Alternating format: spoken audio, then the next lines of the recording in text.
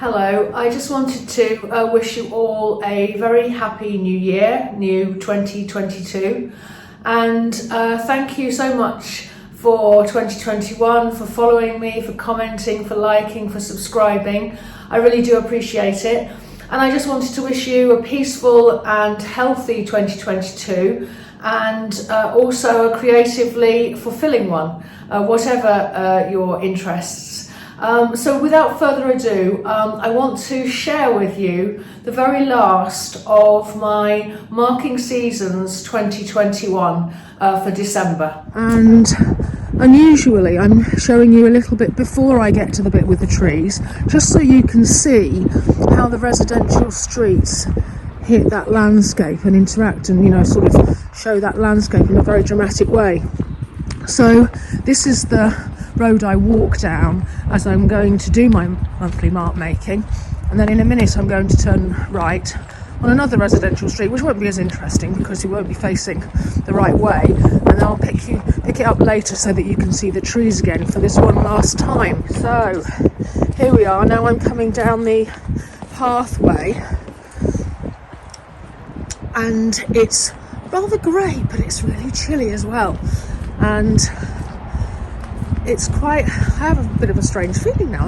I'm quite nostalgic and quite emotional about all this now that this is the 12th of 12. Now, of course, I'm going to be coming down here a lot after this. I'm not going to just stop coming down here, but because I have been doing this group all year and this is the last of the group, there is that feeling of being a little bit sad that it's coming to an end in that respect. So what is lucky is that we've had quite a lot of fog over the last few days, and today, although it's somewhat greyer, it's a lot clearer, which will make obviously it easier for me to do the mark making. So that's one good thing. And it's actually, there is quite a lot of strength of colour in the sky, even though it's what I call a grey day. There is actually a little bit of a, look at that, there's a peak of blue up there, I don't know if you can see it, but there is some blue breaking through. And I'm going to get set up and I'm just going to get going today. I'm not going to whiz around. I'm going to be using the same mixture of things I usually use, and I might just give you a quick show of that when I set up. So just moving it around so that you can see the view. A lot of sort of earthy, flatter tones today. Not the sparkle that there was necessarily, but I do love those peaty, earthy browns and purples and reds, especially up on the moors there, you can see. Okay, I'll get going. I have my cartridge paper, my 220 grams cartridge paper, clipped onto the A2 board there, and my plastic bag is going to be used for me to perch on. It's rather a wet seat, and unusually for me, I'm a little bit organised here, look. So at the front I've got some acrylic paints, and then in the Tupperware box I have got some acrylic inks, those three at the front, the Liquitex inks, and some paintbrushes, and various mark making pencils and tools, including Inktense pencils, some graphite, there'll be some charcoal in there, and the art graph, and something just in case I want to make patterns, but I don't often do that, and my trusty card, because I found that quite useful rather than using a palette knife to make lines. Okay, I will get going before I freeze.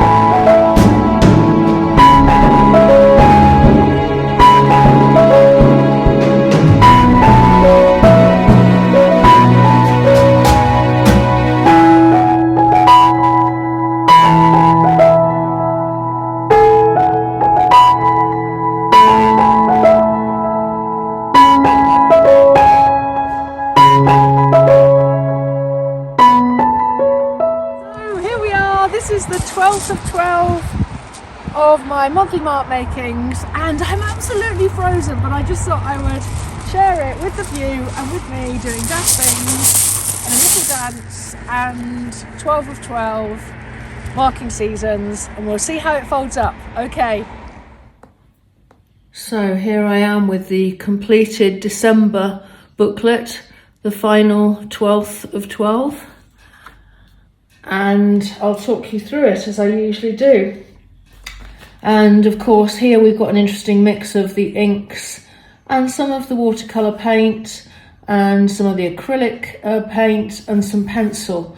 And interestingly, as I look at this, these scratchy marks were very much some of the foreground twigs and vegetation that's going into decay and so on. And I remember this green as being the evergreen canopies that I could see dotted around. Some interesting reminders coming through. And so here we are, this is sort of like the lead on from that really. And the lines here are very much the field patterns, very much the sort of like the much more sort of earthy browns and rusty colours coming through. And of course that ink is maybe a little bit too purpley, but I've never really tried to get accuracy on location because it's quite tricky that with colours, and I'm just trying to get the feel of it. Again, my pencil straggly lines that I love to create. This dark line again, the usual compressed charcoal. And what I really love about these is the fact that you wouldn't necessarily be able to create these pages as they are. The folding really does help to abstract that landscape and create some lovely spaces and effects. So here we are. Now this is an interesting one because even though I was in December, I think that this red mark is actually a different mark for me. And what this is I was very much noting the red of the houses, which of the red brick of the houses going into the valley. And I don't usually even mark much of the buildings, but what was happening because of the muted colours of the landscape, I felt that I was noticing these, and that's hence, and this is a Venetian red from Wallace Seymour. It's a watercolour, and I was using it pretty neat actually, and then the usual sort of marks. But I thought that was quite interesting that even after 12 months there's new marks coming through depending on the season and the weather and the light, etc. And here we are, the wonderful sort of splodges and incidentals that happen that you don't intend to happen. You get these kind of cauliflower effects with the ink as the sort of space comes in between. You've got this sort of scratchy marks here again, the tail end of the buildings, the red buildings.